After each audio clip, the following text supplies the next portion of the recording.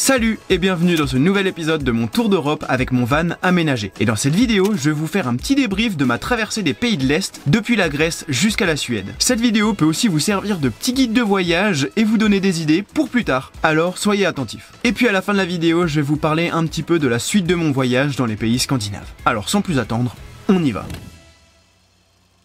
Bon, déjà, pour mettre les pieds dans le plat, l'Europe de l'Est, c'est pas beau. Enfin, c'est l'idée que j'en avais avant d'y aller. Mais finalement, j'ai été positivement surpris. Le premier pays que j'ai traversé, ça a été la Bulgarie. Et c'est vrai que ça a été un petit choc quand même. En partant de la Grèce, je quittais un pays méditerranéen, la mer, le soleil, les plages, tout ça. Et quand je suis arrivé en Bulgarie, ça a été un peu plus rude. La façon dont vivent les Bulgares dans les campagnes, ça peut paraître un peu précaire parfois. J'ai vu des maisons fabriquées avec un peu les moyens du bord, les gens se déplacent en calèche, ils vont chercher l'eau au puits. Enfin voilà, ça fait un peu moyenâgeux quoi. Mais ça n'empêchait pas qu'il y avait des choses à voir et très jolies. Je vais même vous donner 3 lieux qui vont vous faire changer d'avis sur la beauté de ces pays-là. En premier, il y a les Rosen Sandstones Pyramids en Bulgarie. C'est un lieu avec des petites montagnes en forme de pyramides de sable naturelles, avec plein de petits chemins de randonnée. Moi j'étais même pendant le coucher de soleil et du coup il y avait des couleurs magnifiques sur les montagnes, c'était juste magique. En deuxième, on a le parc naturel de Ortobágy en Hongrie. Alors ici j'y suis resté même 3 jours tellement c'était beau. C'est une grande réserve naturelle qui abrite des milliers d'oiseaux en tout genre. Pour moi c'était une vraie pause dans le temps pour faire du vélo sous le soleil dans les réserves naturelles et observer des oiseaux. Enfin il y a le parc naturel du paradis slovaque. Je vous en ai parlé un peu plus en détail dans ma précédente vidéo, donc allez la voir juste après si c'est pas déjà fait. Mais je crois que ça a été mon gros coup de cœur de toute cette traversée des pays de l'Est. Il y a tellement de choses à faire, des randonnées à foison, des sorties en vélo, c'est incroyable comme lieu. Malheureusement j'ai pas pu y rester trop longtemps parce que je devais avancer, mais j'y reviendrai pour sûr. Et ouais, ça a été une très belle surprise de pouvoir faire du ski dans les quelques stations que j'ai croisées. Je me suis notamment fait une grosse journée de ski de piste pour la première fois de la saison dans la station de Bansko. Et franchement, elle a rien à envier aux stations françaises. Bon alors les conditions étaient pas optimales, mais ça faisait plaisir de pouvoir sortir les lattes dans ces pays-là, je m'y attendais pas forcément. Alors par contre, plus je montais dans le nord et moins il y avait des bonnes conditions, j'aurais bien aimé pouvoir en faire dans tous les pays de l'Est, mais j'en ai fait qu'en Bulgarie et en Roumanie. Mais bon, ce qu'il faut retenir, c'est qu'il y a de quoi faire en sport d'hiver là-bas, et les paysages changent un petit peu par rapport à la France, donc ça c'est cool. Mais j'ai quand même une frustration, c'est de pas avoir fait de ski de rando dans les montagnes des Tatras en Slovaquie, parce que les montagnes là-bas elles donnaient trop envie, j'avais repéré des super couloirs, mais malheureusement les conditions n'y étaient pas, donc ça donne une raison de plus pour y retourner. Bon, alors c'est vrai qu'avec tout ce que je vous ai dit, ça paraît plus facile de faire tous ces pays-là en mode road trip, mais si vous avez pas un van aménagé comme moi, je pense que louer une voiture, ça doit pas être bien compliqué non plus. Ce que j'ai bien aimé dans tous ces pays-là, c'est la facilité que j'ai eue à trouver des coins en pleine nature pour y passer la nuit. Ça, pour le coup, sur le camping sauvage, ils sont pas trop chiants là-dessus. Le seul petit point qui m'a marqué, c'est que l'état des routes n'est pas forcément impeccable. Soit c'est parce qu'il y a des giganites poules, soit c'est parce que les routes sont faites uniquement en terre, donc ça fait pas une route super lisse, et pourvu qu'il pleuve, ça devient vite de la boue. Après, plus je remontais vers les pays du Nord, plus l'état des routes et l'état du pays de manière générale s'améliorait. Genre en Pologne ou en Slovaquie, j'ai eu aucun problème. Pareil, pour me ravitailler en eau, j'ai pas trop galéré. Ce mois dernier a marqué la moitié de mon voyage, autant en termes de distance que de temps.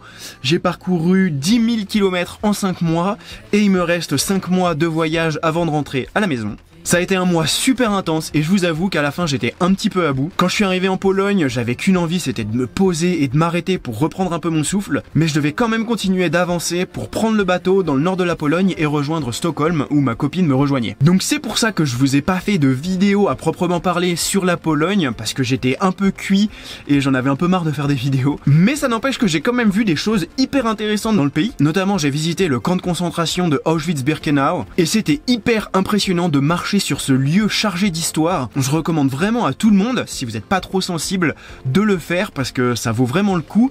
Et comme ils disent dans la visite, se rappeler, c'est ne pas recommencer. Bon, après, est-ce que ça fait de ça le mois de voyage en trop?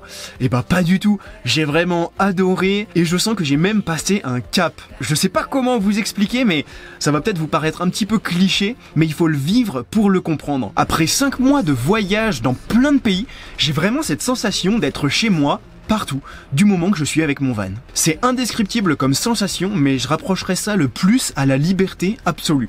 Alors oui, je suis pas à 100% libre, notamment financièrement parlant, on va pas se mentir, mais il m'a fallu 5 mois de vie en van pour ressentir cette sensation d'être chez moi, partout, du moment que je suis avec mon van. Donc voilà, je voulais juste vous partager cet accomplissement. Je me sens trop bien dans mon van, il est ultra fonctionnel, j'ai eu aucun pépin mécanique, ça joue énormément aussi sur le bon déroulement de mon voyage. Après j'en suis qu'à la moitié de mon voyage, donc il peut s'en passer des choses. Et c'est ça aussi qui est trop bien, c'est que j'en suis qu'à la moitié et j'ai l'impression d'avoir déjà vécu une vie entière dans le sud de l'Europe. Et là il me reste encore tous les pays scandinaves à traverser. Enfin voilà, c'est trop bien, je suis trop excité. Pour ceux qui me suivent sur Instagram, le lien est dans la description, sinon c'est @pierreb2c, allez vous abonner. Ça fait déjà un mois que je suis arrivé en Suède, où j'ai été rejoint par Zara, ma copine. On a passé un mois de road trip depuis Stockholm sur toute la côte sud-sud-ouest jusqu'à Oslo, où on s'est séparés. Et on a adoré ce premier bout de Suède. Le pays est tellement mignon dans les campagnes, les maisons elles sont trop cute. Ça se voit que les Suédois ils vivent bien, ils sont heureux, ils sont gentils et souriants. Même s'il fait froid, ils vivent avec et ça les empêche pas d'aller sortir dehors, se promener, aller courir. D'ailleurs ça c'est très culpabilisant parce que eux ils vont courir dans tout le temps, par toutes les météos, pendant que toi t'es au café en train de manger une petite viennoiserie. Super. Sinon c'est le pays où j'ai vu le plus d'animaux sauvages, c'est un truc de fou. Des biches, des cerfs, des oiseaux, des lapins à foison et même des élans. Bon j'avoue ceux-là ils étaient pas en liberté, mais à Skip on peut en voir dans la nature. D'ailleurs on en parle des élans, mais moi c'est en train de devenir mon animal préféré. C'est un truc de fou comment il est presque parfait cet animal et adapté pour les pays scandinaves. Je suis impressionné. Aussi la côte sud-ouest est super jolie, ça ressemble beaucoup plus à des fjords, donc c'est des paysages encore différents. Il y a plein de petits villages de pêcheurs trop mignons,